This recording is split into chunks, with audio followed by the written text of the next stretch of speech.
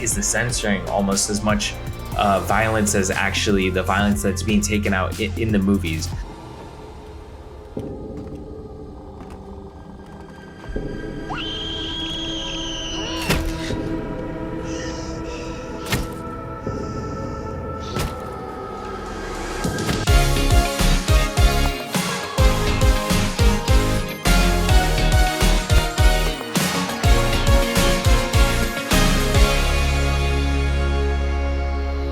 Drive-by movies, you're watching Fresh Releases. My name is Blaze. And my name is James. And this week we're talking about the brand new film, Censor. People think that I create horror. Horror is already out there in all of us.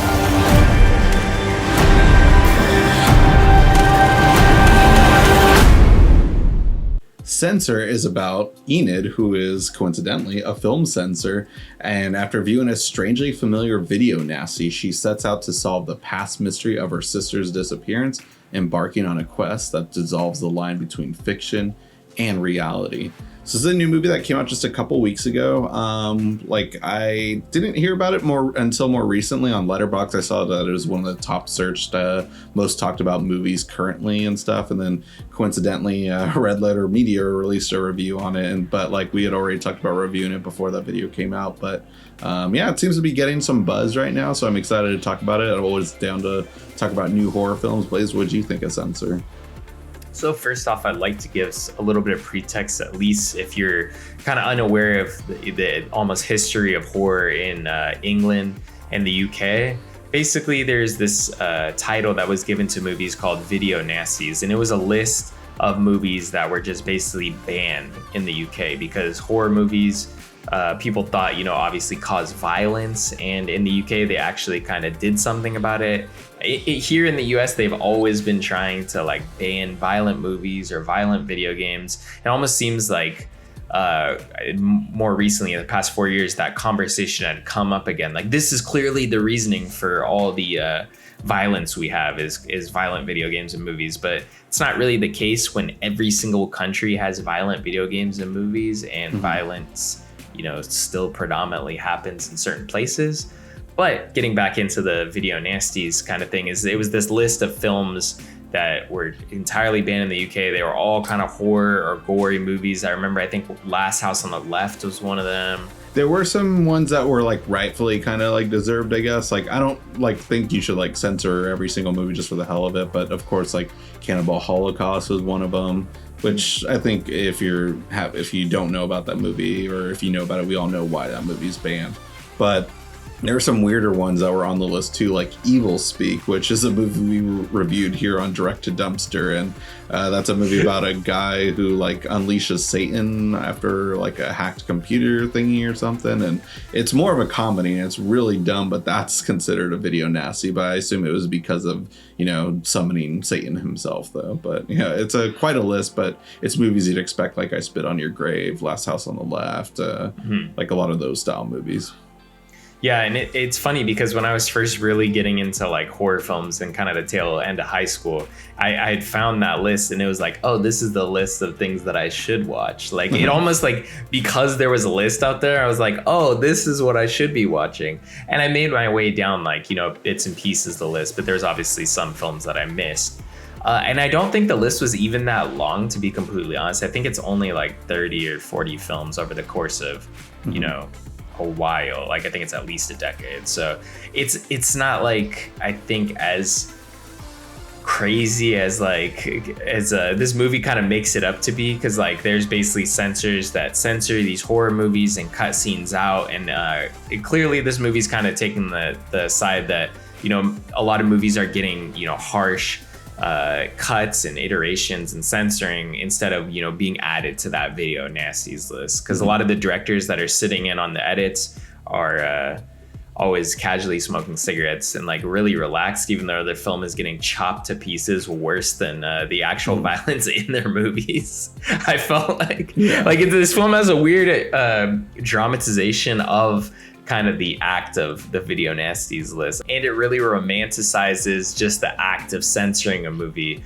which I think it does some fun things throughout, but overall for me, like I enjoyed the movie just because of like my history with like the video nasties list. As a horror fan, I think a lot of people have that same history of like finding a list, wanting to watch all the movies on it.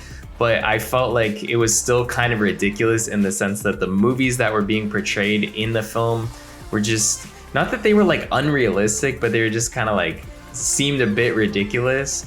Even though, yeah, there's movies that definitely exist like that. But I think it was, you know, the film was romanticizing that, but also the films just seemed like kind of ridiculous. Like, who's gonna watch this Beast Man guy? But I know there is a movie actually on the Video Nasties list that I'm positive that character is inspired by. So it probably is there.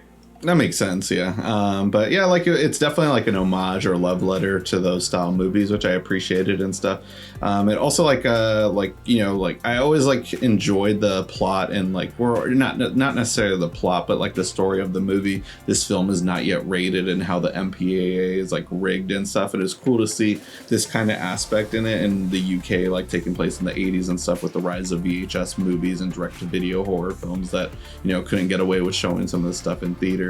But video nasties is stuff that I'm not too familiar with. It's always something I was like aware of and stuff, but it was cool to like kind of feature like a whole movie based around it and stuff. I'm just not sure if the whole plot kind of worked for me with just like the outside story. But overall, though, I did enjoy this movie and loved its atmospheric feelings and stuff and vibes. And I did like the kind of descent into madness towards the end of the movie as well too for our lead character. But yeah, it's a different movie. It's not like the best by any means, but like I'm excited to see what else this director has coming up and stuff, because I think this movie is going to be talked about a lot and stuff over the next year or so for horror films, just because we haven't, I mean, like coming off of like Conjuring and stuff, like this felt like a huge breath of fresh air and stuff, and I would have loved to have seen this in theaters and like you know, just a quiet atmospheric theater, like but yeah, it was a fun movie, I thought.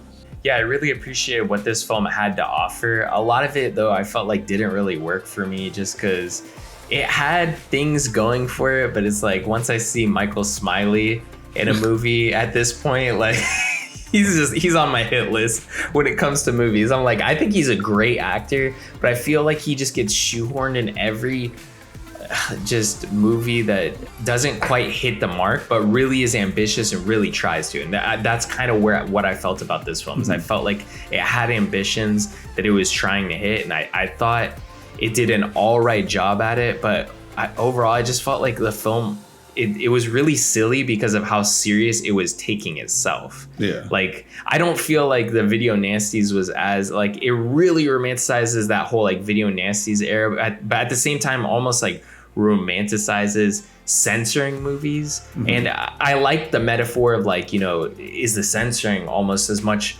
violence as actually the violence that's being taken out in the movies. But I don't feel like that was really the thing that this film was hitting home at or trying to hit home at. I like the idea that the character Enid is like on a crusade to save everyone because she believes that, you know, her censoring is really what's going to stop people from causing violence. But yeah, overall, I just felt like maybe not the plot was silly, but the actual way that they showed just like all the censoring takes place in like super dark rooms with people smoking cigarettes and watching their movies, but actually showing no, like, I feel like if a director was really sitting there and you're trying to cut scenes of his movies, he'd be like freaking out, like crying, like please don't cut this scene, like I'll cut this other scene, I need this. Like you're basically taking away his art from him, whether how disgusting or horrifying it is.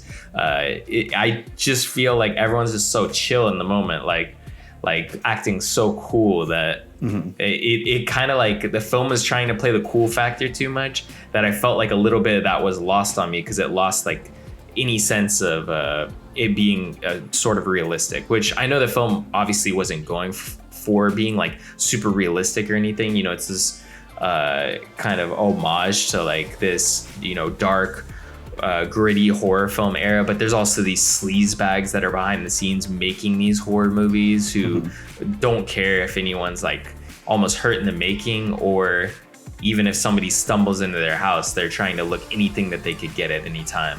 Yeah. I mean, yeah, I wasn't really a fan of Michael Smiley's character. I mean, of course, you're not really meant to like his character. He is just a grotesque dude overall, especially like that scene did kind of come out of nowhere and stuff, because it was just like a more like, oh, I'm just trying to find, whether or not this is my sister or not. And then he's introduced as like a sleazy dude, but then just like, then he automatically goes like, you're at my place. Like, what else would you be here for other than sex and stuff?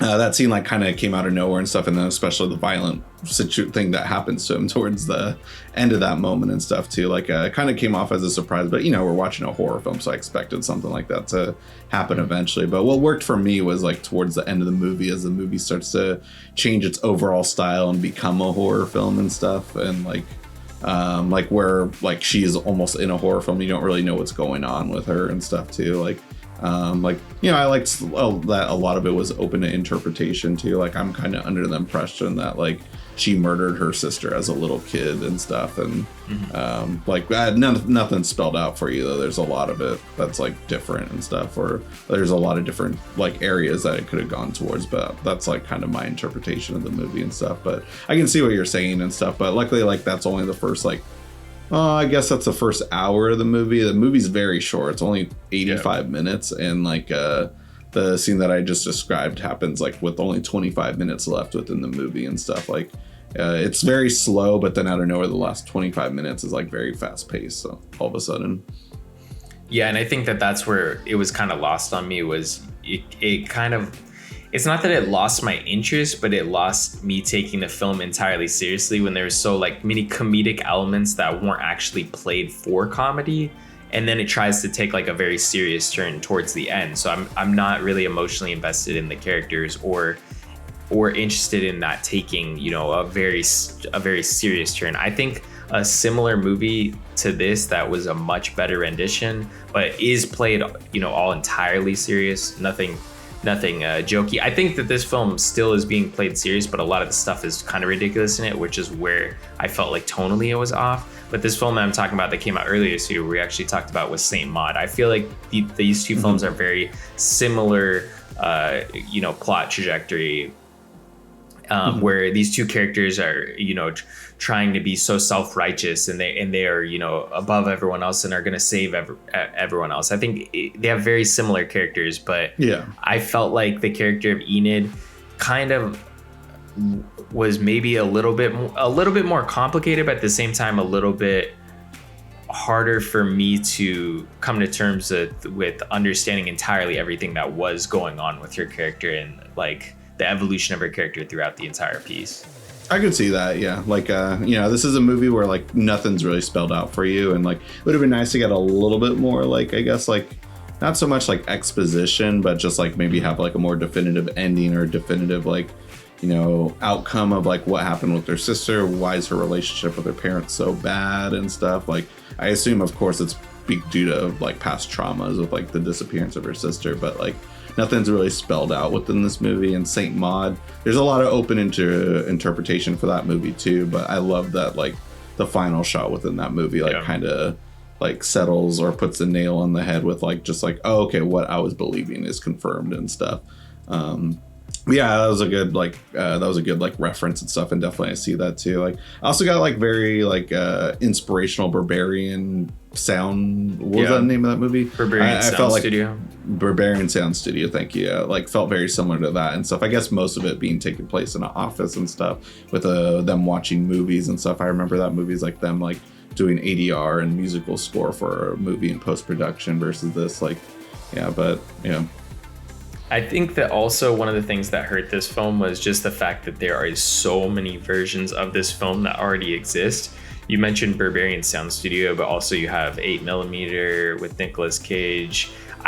It's not quite the same, but I still feel like this film has aspects of Blowout with John Travolta, or also even The Conversation with Gene Hackman. Just kind of elements, not entirely there, but it's kind of like takes the best elements of those films and kind of uses it, where it's like she sees her sister in her workplace where she's editing these films. So it's like taking the filmmaking process into it, but then also is it real? Is that really what she sees, or is it not? Or is it all in her head? So it's like, it's kind of a treaded over plot for films we've seen. I mean, a lot of those films I mentioned there are some great ones in there, some not so much, but I do really enjoy the conversation. Obviously, Blowout.